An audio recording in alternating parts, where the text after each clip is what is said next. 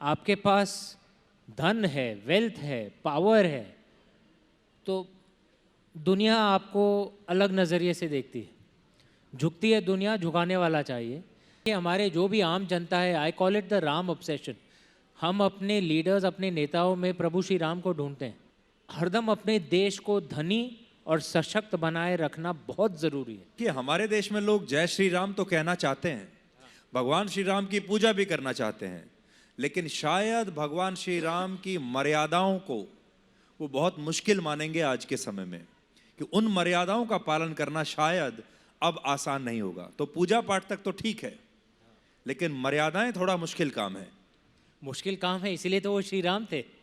और देखिए, आप देखेंगे हमारे भारत देश में कई बार भारतीयों का वोट ऐसे ही लीडर को जाता है जो हमें दिखता है कि भाई ये अपने परिवार के आगे देश को रखेगा, पुरुष हो या महिला। आप देखेंगे इस देश में भी, इस क्षेत्र में भी, इस प्रदेश में भी सबसे पावरफुल लीडर्स ऐसे रहे हैं जो सिंगल रहे हैं, क्योंकि ऐसा लोग मानते हैं कि परिवार से ऊपर ये अपने प्रदेश, अपने देश को रखेंगे, ये प्रभु श्री राम के पथ पर चलेंगे। तो कठिन पथ है, लेकिन समाज के लिए लाभदायक है। ये जो लहर है, क्या इसका आप राजनीति पर भी प्रभाव देखते हैं? कोई दूरगामी प्रभाव राजनीति पर हमारे देश की? हाँ, मैं मानता हूँ कि देखिए, हमारे जो भी आम जनता है, I call it the Ram obsession. हम अपने लीडर्स, अपने नेताओं में प्रभु श्री राम को ढूंढते हैं। और हरदम अगर ऐसा, अब मैं लंदन में 4.5 साल मैंने व्यतीत किए हैं। आप वहाँ पे देखेंगे जो नेता होते हैं, जो राजनेता होते हैं, नॉर्मली सब पारिवारिक ज़िंदगी उनकी होती है। कई बार उनके घर में ऐसा दिखता है कि भाई पूरा कंप्लीट फैमिली है, घर में डॉग वॉग सब कुछ होता है, वो सब वो देखना चाहते हैं।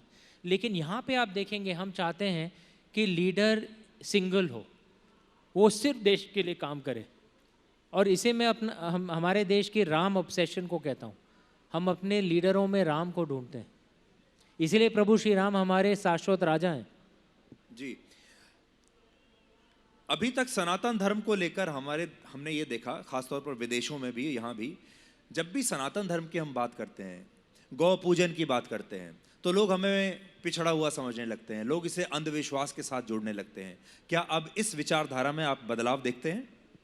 देखिए, ऐसा है, आचार्य चाणक्य ने कहा था, सुखस्य मूलम धर्मस्य, धर्मस्य मूलम अर्थः। देखिए, अगर आपके पास अर्थ है, आपके पास धन है, वेल्थ है, पावर है, तो दुनिया आपको अलग नज़रिए से देखती है, झुकती है दुनिया, झुकाने वाला चाहिए। जब भारत एक गरीब देश था तो हमारी संस्कृति का मजाक उड़ाया जाता था। जब भारत आज उठ के पूरे दुनिया भर में 5वें नंबर पर है अर्थव्यवस्था में, और कुछ ही सालों में 3 नंबर पर पहुंच जाएगा, सबको इस पर ताली बजानी चाहिए। भारत अभी 5वें नंबर पर है दुनिया भर में, और कुछ ही वर्षों में 3 नंबर पर पहुंच जाएगा।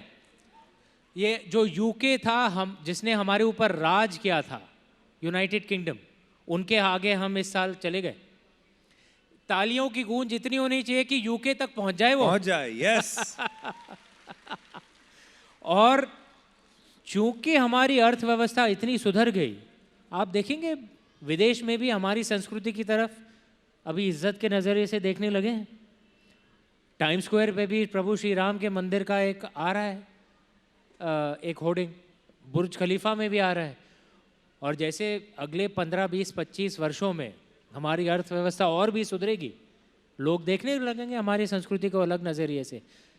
आचार्य चाणक्य ने एकदम सही कहा था, बुनियाद पर हरदम अर्थ होता है। तो हरदम अपने देश को धनी और सशक्त बनाए रखना बहुत ज़रूरी है, बहुत ज़रूरी है। इसी बुनियाद पर सब कुछ बनता है, हमारी संस्कृति भी।